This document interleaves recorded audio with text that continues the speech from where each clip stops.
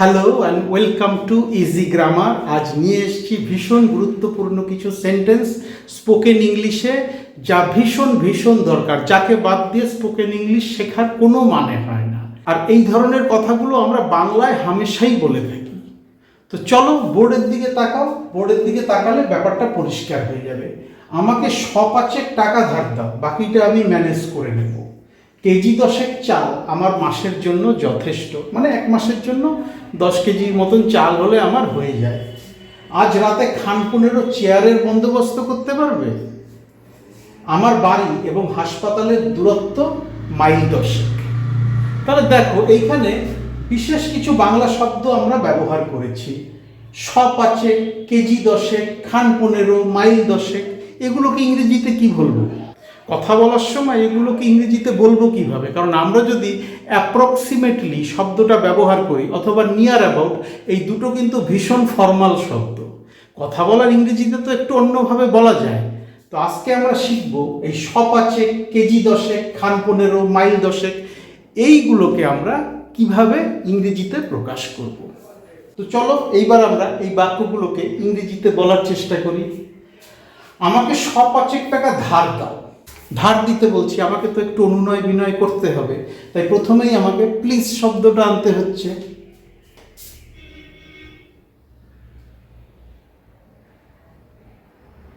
Please, ধার দাও, আমাকে ধার দাও, আমি ধার দিতে বলছি।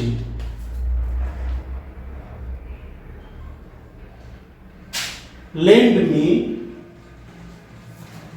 কত টাকা ধার দিতে বলছি? 5 টাকা।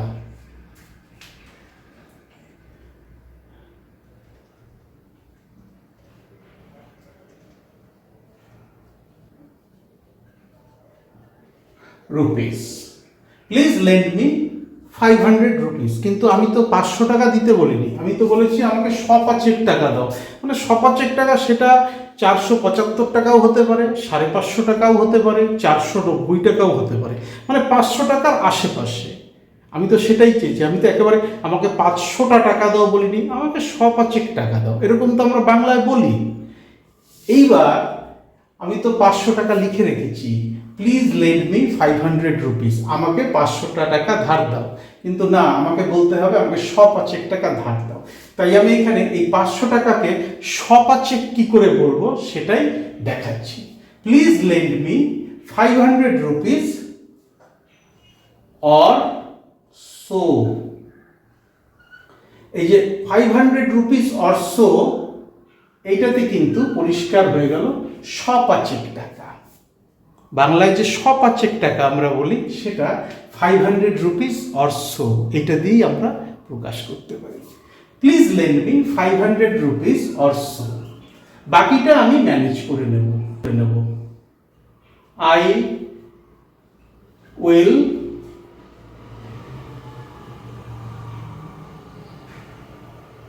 Manage the rest. Please lend me 500 rupees or so, আমাকে দয়া করে 5 টাকা ধার দাও, বাকিটা আমি ম্যানেজ করে নেব। কেজি 10 চাল আমার মাসের জন্য যথেষ্ট, অর্থাৎ কিনা 10 কেজির মতন চাল হলেই আমার মাস হয়ে যায়।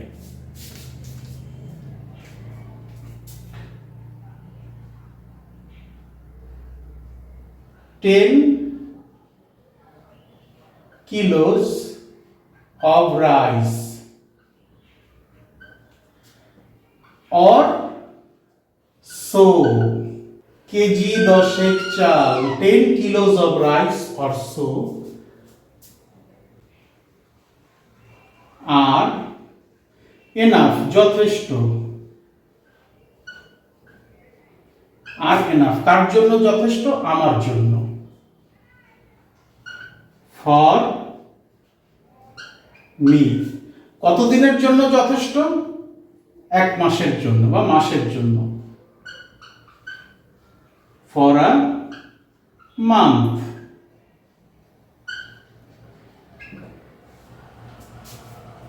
Ten kilos of rice or so R enough for me for a month.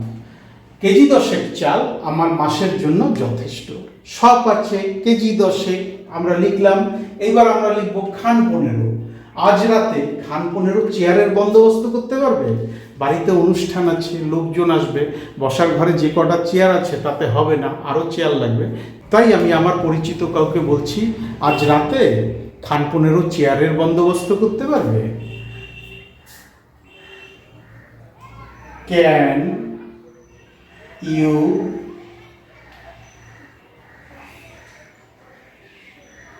Arrange? বন্দোবস্ত করা ইংরেজি arrange. Can you arrange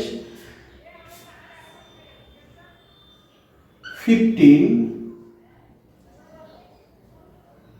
chairs or so tonight? আজ রাতে। Can you arrange 15 chairs or so tonight?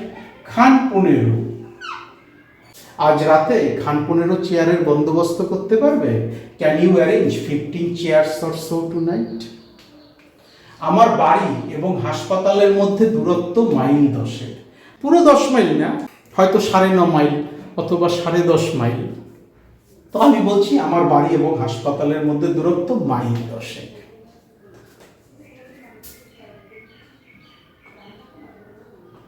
The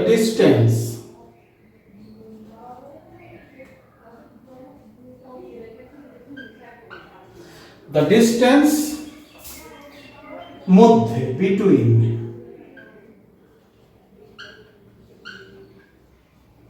কিসের মধ্যে? আমার বাড়ি my house and এবং হাসপাতাল and the hospital, নির্দিষ্ট কোনো হসপিটাল। তাই আমি সেই হাসপাতালটা থেকে যে আমার বাড়ির দূরত্ব মাইল 10 মতন সেটা আমি বলতে পারছি। The distance between my house and the hospital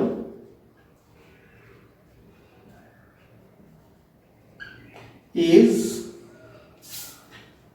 10। 10টা আমি সংখ্যায় লিখলাম, 10 miles or so, মাইল 10। আমার বাড়ি এবং হাসপাতালের মধ্যে দূরত্ব মাইল 10। এই যে মাইল খানেক, শখানেক, কিলো 50, খান 50, এই যে বাংলা শব্দগুলো, এগুলো ইংরেজিতে প্রকাশ কিভাবে করতে হয় সেটা তোমরা আজকের ক্লাসে দেখে নিলে। এইবার তোমরা এই ধরনের বাক্য নিজেদের ভেতরে বলার চেষ্টা করো। খান 20, খান 50, মাইল 10 বা মাইল 20 বা হাজার খানেক, এই ধরনের শব্দ দিয়ে নিজেদের ভেতরে কথা বলা প্র্যাকটিস করো। কিভাবে লিখতে হয় সেটা ইংরেজিতে সেটা কিন্তু তোমরা দেখে নিলে। প্র্যাকটিস করো, যত প্র্যাকটিস করবে তত তোমাদের কাছে এই ধরনের সেন্টেন্স তৈরি করা সহজ মনে হবে। একটা স্ক্রিনশট নিয়ে নাও, যখন প্র্যাকটিস করবে কোথাও আটকে গেলে এই স্ক্রিনশটটাই রেফারেন্স হিসাবে ব্যবহার করতে পারবে। আর কোথাও যদি আটকে যায়, ভীষণ কঠিন লাগে, তাহলে আমার ভিডিওর কমেন্ট সেকশানে লিখে পাঠাও। ডেসক্রিপশন বক্সে আমার ইমেল অ্যাড্রেস দেওয়া আছে, চাইলে সেখানেও আমার সাথে যোগাযোগ করে নিতে পারো। Thank you so much for your time and attention and have a nice day.